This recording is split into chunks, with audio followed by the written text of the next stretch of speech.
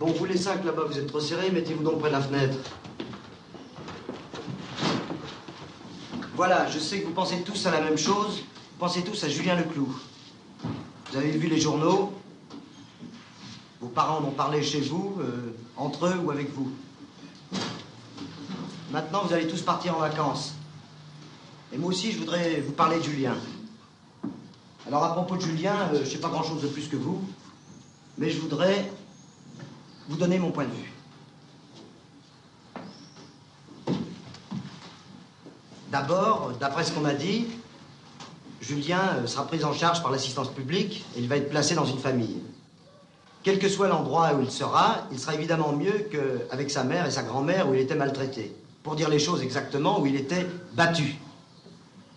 Sa mère sera déchue de ses droits maternels, ce qui signifie qu'elle n'aura plus le droit de s'occuper de lui. Je pense que pour Julien, la vraie liberté va commencer vers 15 ou 16 ans, lorsqu'il se sentira libre d'aller et venir.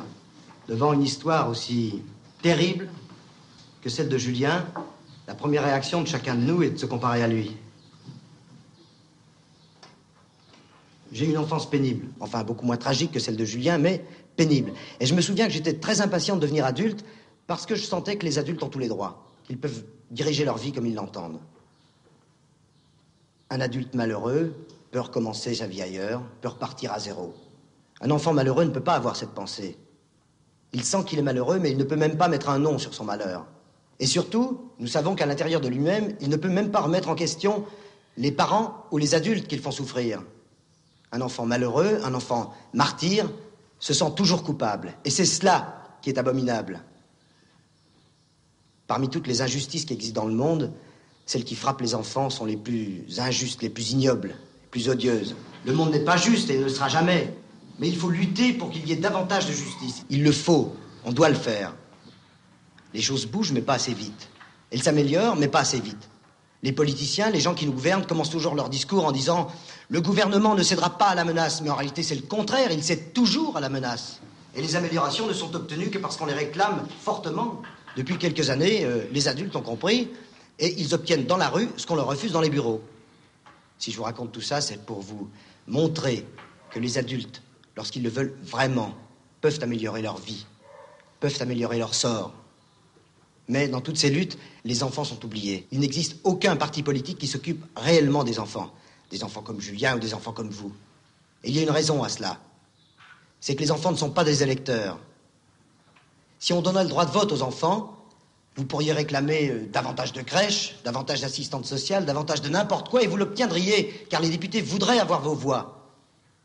Par exemple, vous pourriez obtenir le droit d'arriver 1 heure plus tard à l'école en hiver, au lieu de venir en courant dans la nuit. Je voulais vous dire aussi, c'est parce que je garde un mauvais souvenir de ma jeunesse et que je n'aime pas la façon dont on s'occupe des enfants que j'ai choisi, moi, de faire le métier que je fais, être instituteur. La vie n'est pas facile, elle est dure. Et il est important que vous appreniez à vous endurcir pour pouvoir l'affronter. Attention, je ne dis pas à vous durcir, mais à vous endurcir. Par une sorte de balance bizarre, ceux qui ont eu une jeunesse difficile sont souvent mieux armés pour affronter la vie adulte que ceux qui ont été très protégés ou très aimés. C'est une sorte de loi de compensation. La vie est dure, mais elle est belle, puisqu'on y tient tellement. Il suffit qu'on soit obligé de rester au lit à cause d'une grippe ou d'une jambe cassée pour s'apercevoir qu'on a envie d'être dehors, de se balader, pour s'apercevoir qu'on aime vraiment beaucoup la vie. Bon, maintenant vous allez tous partir en vacances. Vous allez découvrir des endroits nouveaux, des gens nouveaux. Et puis à la rentrée, vous passerez tous dans la classe supérieure. Je vous signale que les classes seront mixtes l'an prochain. Et puis vous verrez, le temps passe très vite. Et un jour, vous aurez aussi des enfants. Alors j'espère que vous les aimerez et qu'ils vous aimeront. À vrai dire, ils vous aimeront si vous les aimez. Et si vous ne les aimez pas, ils reporteront leur amour, leur affection, leur tendresse sur d'autres gens ou sur quelque chose d'autre. Parce que la vie est ainsi faite qu'on ne peut pas se passer d'aimer et d'être aimé. Bon, les enfants, l'école est terminée et je vous souhaite de bonnes vacances.